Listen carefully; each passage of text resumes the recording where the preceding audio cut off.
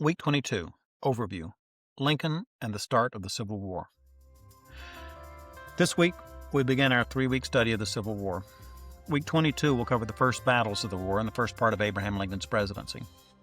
Lincoln had been in office for a little over 1 month when the first shots of the war were fired as the Confederates attacked Union forces at Fort Sumter on April 12, 1861.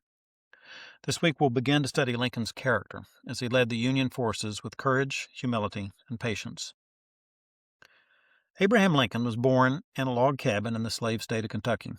The Lincolns moved to the free state of Indiana a few years later, in part because his father, Thomas Lincoln, didn't believe in slavery. Life was hard in Indiana. The Lincolns had to clear the land before they could plant anything. That shaped Abe's character. He started swinging an axe by the age of 8 and later campaigned as the rail splitter. Lincoln's rise to the top was anything but smooth. There's a more or less accurate list that circulates around the internet that sums up his career path.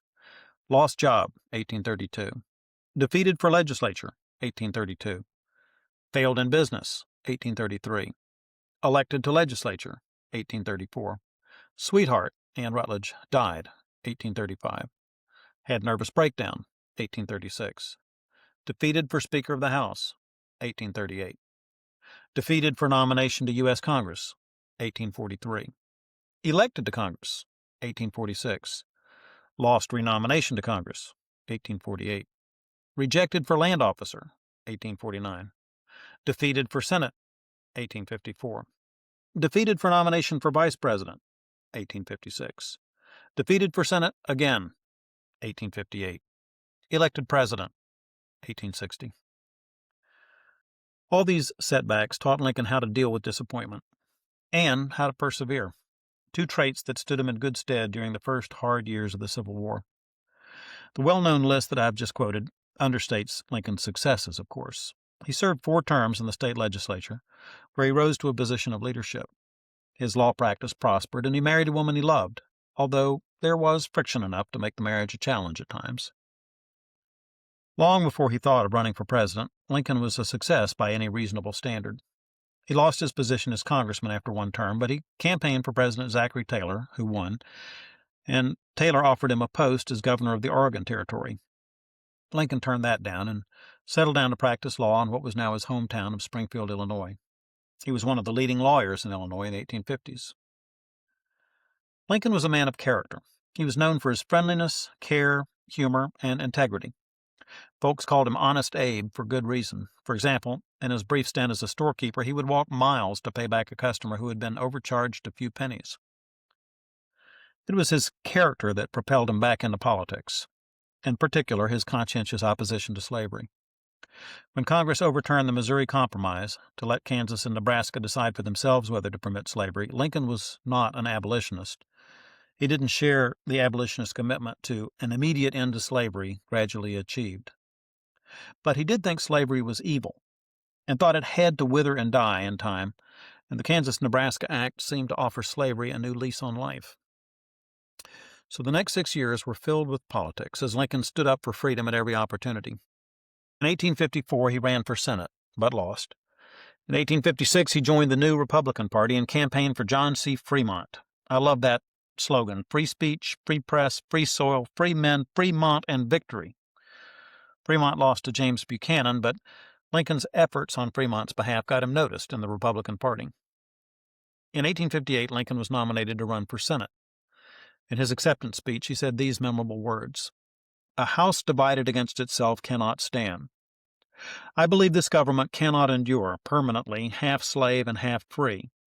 I do not expect the Union to be dissolved. I do not expect the house to fall, but I do expect it will cease to be divided. It will become all one thing or all the other. Either the opponents of slavery will arrest the further spread of it and place it where the public mind shall rest in the belief that it is in the course of ultimate extinction, or its advocates will push it forward till it shall become alike lawful in all the states, old as well as new, north as well as south." Lincoln's Senate campaign against Stephen A. Douglas featured debates across Illinois. Newspapers wrote down their arguments over whether or not slavery should be extended into free territory. Lincoln lost that Senate race, but he gained national recognition. In 1860, Lincoln went to the Republican nominating convention with a reputation as a moderate politician with little experience but no serious enemies. There were more prominent men in the running, but after 3 ballots, the delegates to the convention united around Lincoln. Lincoln ran against 3 other candidates in the general election. The Democrats had split into a Northern and a Southern party by this time, and there was also a candidate for the short-lived Constitutional Union Party. All the free states voted Republican, giving Lincoln a clear majority in the Electoral College, even though only got 40% of the popular vote. When they counted the votes, the South knew that the writing was on the wall. 7 states left the Union before Lincoln was even inaugurated. The Deep South went first: South Carolina, followed by Mississippi, Florida, Alabama, Georgia, Louisiana, and Texas. After Lincoln was sworn in, war soon broke out in earnest, despite his attempts to avoid it. Lincoln took no direct steps against the seceding states, but he insisted that all federal property, especially forts and arsenals, must remain the property of the United States. Things came to a head at Fort Sumter, in the harbor at Charleston, South Carolina, where a small Union garrison had been holding out since December. Lincoln announced his intention to supply them with food, and South Carolina considered that an act of war. On April 12, 1861, Southern General Pierre G.T. Beauregard launched a bombardment of Fort Sumter. The Union troops surrendered the next day. Lincoln ordered the Union Army to retake Fort Sumter. The entire United States Army, before states began to secede, consisted of 16,000 men, and many of them were from the South. Lincoln called for 75,000 men to volunteer for the Army. That call triggered another wave of secessions. Arkansas, Virginia, Tennessee, and North Carolina left the Union over the next 2 months. The slaveholding states of Missouri, Kentucky, Maryland, and Delaware might have seceded too, if Lincoln had threatened to free the slaves. He did not. His stated goal was to preserve the Union, not to end slavery. The Constitution protected the right to slavery, and he thought he should do so too. Now, that doesn't mean that Lincoln was a constitutional purist. He was anything but. No other American president has ever defied so many constitutional provisions so openly. Lincoln arrested Southern sympathizers and suspended their right to seek a court review of their imprisonment, the right of habeas corpus at common law, even though the Constitution specifically prohibited that. He spent money Congress never authorized, and he expanded the Army beyond the size that Congress set. Lincoln argued that his office as Commander-in-Chief gave him the constitutional authority to do whatever it took to save the Union, regardless of anything else the Constitution might say. The war did not start out well for the North. The first major battle after Fort Sumter was disastrous. The First Battle of Bull Run, which the South called the Battle of Manassas because of the nearby town, occurred on July 21, 1861. Manassas was an easy carriage ride from Washington, D.C., so spectators came out to watch the Union Army crush the rebel upstarts.